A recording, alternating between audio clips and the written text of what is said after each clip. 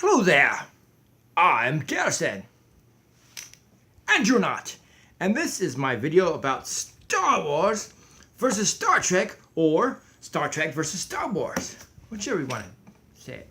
Either way, so what do you think? Which is Star Wars versus Star Trek? Well, some of the technology in Star Wars, if you're talking about Star Wars episodes 4, 5, and 6, which were the first ones that came out, compared to Star Trek with Captain Kirk, well, the technology was kind of waning at the time of Luke Skywalker, so they're using old things and they're trying to make them new, so the technology wasn't quite as advanced as, say, Captain Kirk had, because they had brand new stuff and the technology was going upswing. So Star Trek was going up and the Star Wars technology was going down. So somewhere in the middle, they're about the same. Now, if you talk about episodes 1, 2, and 3, the technology was probably a little bit more advanced than regular Star Trek, and more like Star Trek: The Next Generation. But then it went down to Star Trek and then it was like, by the time you get to episode 7, which just came out, there's a lot of trash going around, and technology was starting to come back up again, so it started to get back to almost the level of Star Trek: The Next Generation. So if a Star Trek: The Next Generation Enterprise went against the Millennium Falcon, it easily defeated. Even the old Enterprise against the Millennium Falcon would easily defeat it. Because, the Millennium Falcon is small, and the Enterprise is gigantic. The Millennium Falcon only holds a dozen people. The Star Trek Enterprise holds over 100 people, so something like that. Anyways, that is the technology. But if you compare Captain Kirk versus Han Solo wins. If you Spock against Chewbacca, well, I think Chewbacca would tear Spock a new one. Yeah, but if you want to talk about actual reality, Star Trek came first. In the 1960s, Star Trek, the TV series, started out by Gene Roddenberry, and the first time he tried to do it was the pilot series. The pilot episode was called The Cage. That's what it's supposed to be called. It was never aired at the time, but later on they aired it as a special celebration of whatever Star Trek being on the air for years. Anyways, in The Cage, it was Captain Pike, and he had a first officer who was a woman, and then he had Spock, but Spock was a science officer, and then he had a doctor which gave out alcohol, and he was a captain that didn't want to be a captain. He's like, oh, so they thought he was too much of a complainer, so they replaced him with William Shatner, who became Captain Kirk, and so they came out with Captain Kirk, and one of the episodes, not the first one, but one of the first ones, they redid The Cage and made it into the menagerie, where Captain Pike had an accident, and Spock, his friend, had to work with these aliens that had big heads that used mind powers to trick the Captain Kirk, to take Captain Pike back to this one planet where they could use delusions or illusions or whatever, that he was all right in a normal body with this one lady he left there that was all deformed because she crashed on that planet. And they renamed the episode The Menagerie. Anyways, that is such, it had like 79, 80 episodes, something like that, if you count the pilot that never aired. I think about 80 episodes. It went on about almost 3 years. In the second year of Star Trek, they introduced Chekhov, because the Russians were mad because there was no Russian character, which is stupid because it was science fiction, dummies. Russians, you stupid, it's science fiction. Anyways, there was, Spock became, not only was he a science officer, he was also the first officer, and then there was Captain Kirk, of course, and then there's whoever was the communications officer, then there was helmsmen were Chekhov, later on in the second season, and in the first season it was Sulu by himself with some random guys that came and went, and then there was Scotty, who was the engineer, who got in trouble sometimes. It cannot push the engines any further, or whatever, anymore, whatever. And then there was Dr. Bones, what he nicknamed himself, Bones, Leonard McCoy. Yeah, they got in trouble a lot. And then there was Nurse Chapel that had a crush on Spock, which is ridiculous. Anyways, that was his first series. And then in the 70s, nothing happened. But Star Wars came out. Star Wars, like, everybody like, oh, Star Wars. And then people were like, hey, remember Star Trek? Yeah, but Star Wars, the special effects was way better. But Star Wars started out as a movie. Star Trek started out as a TV show. But later on, Star Trek started showing movies in the 80s, 90s, and so forth. And then then he brought back Star Trek. Star Trek had, Star Trek in, I don't know, 90s I think it was. And he started out with Star Trek Star Trek: The Next Generation, and then after that ended, he did Star Trek: Deep Space Nine and Star Trek Voyager, which was awesome. And then they did some Star Trek: The Next Generation movies, and then now J.J. Abrams got a hold of that franchise and now redid it because somebody from the future supposedly went to the past and messed up the timeline, and now Captain Kirk met people before he did, and then blah blah blah.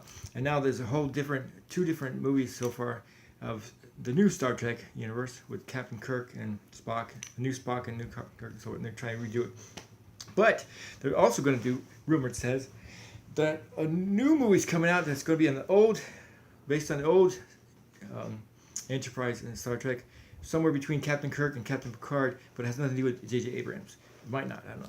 But it has nothing to do with his universe that he created, which is the new Star Trek, which I don't really like. I like the original.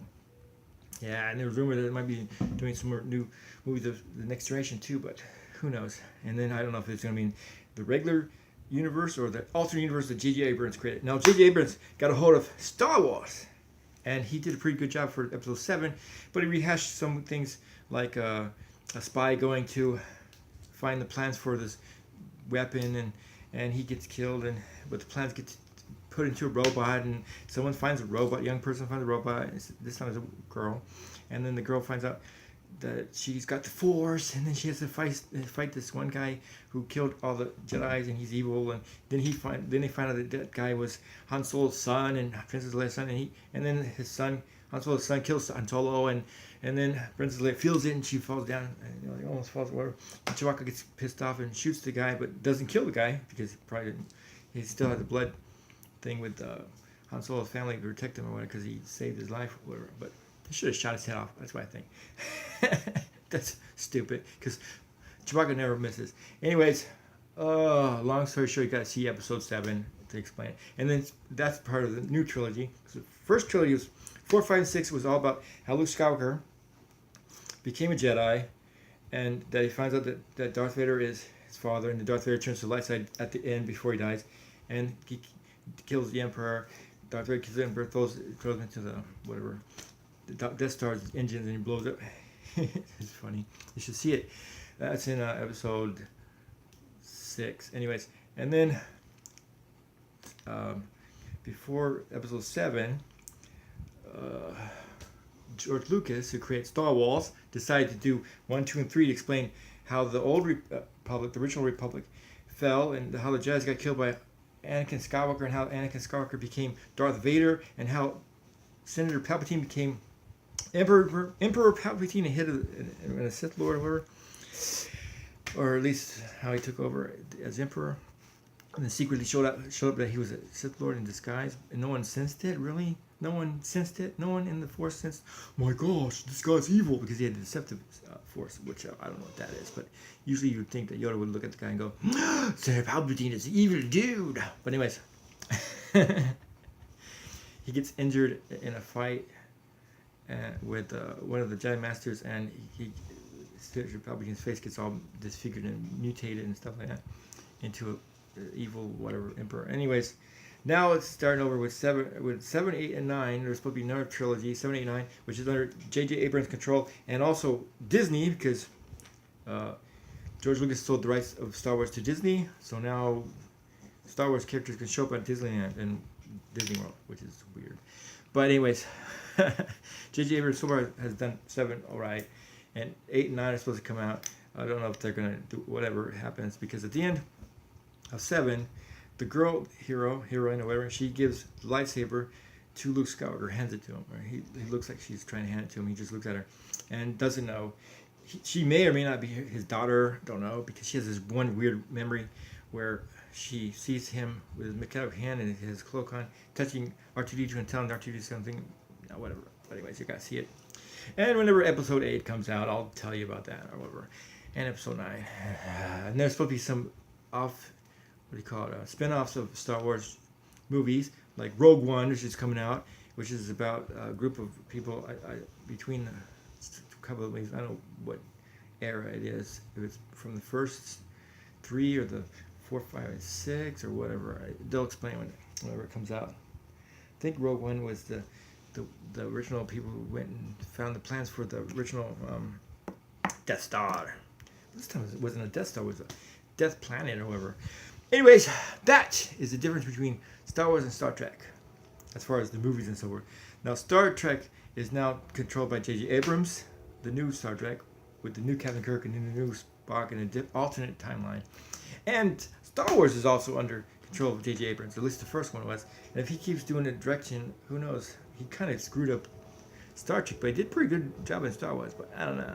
That's because George Lucas is still an advisor as far as keeping everything in his galaxy far, far away. Which one do I like the most? Star Wars, of course. Yeah, but I always like Star Trek too because the technology. Some of the technology in Star Trek is way more advanced than that is if you're talking about the next generation than it is in Star Wars. But that's because Star Wars, they had the Empire fighting, and the Empire had control of the technology and kept everybody from being advanced, so they wouldn't fight them. If they were advanced enough, the rebels would have took over the Empire easily, and there would be no fighting. You know that? So the Emperor, in that sense, had control of the technology. In episode 7, though, it was a new group called, I don't remember what it was. First Order. The First Order that called themselves. And they're against the rebels who are against the First Order, one has crushed them. And they wanted to get rid of the Republic, the New Republic, by blowing up a few of their planets. I think they blew 5 of the planets with the planet exploded thing. But their planet got destroyed. That was also a weapon. And yeah, you got to see episode 7. It's hard to explain it all in just a few minutes because I don't want to go past this because it's already 11 minutes I've been talking. Anyways, that is Star Trek versus Star Wars versus Star Wars versus Star Trek, or Star Wars versus Star Trek versus Star Wars versus Star Trek. I think I taught you this. Star Wars versus Star Trek, or Star Trek versus Star Wars. Anyways, as soon as one government takes over a bunch of planets in Star Wars, of course the technology will go back up. So to compare the technology between Star Trek and Star Wars isn't exactly fair because Star Wars technology was going down in a downcline, down instead of up, and then Star Trek is always up, except when they fought the Borg. So yeah, the Borg.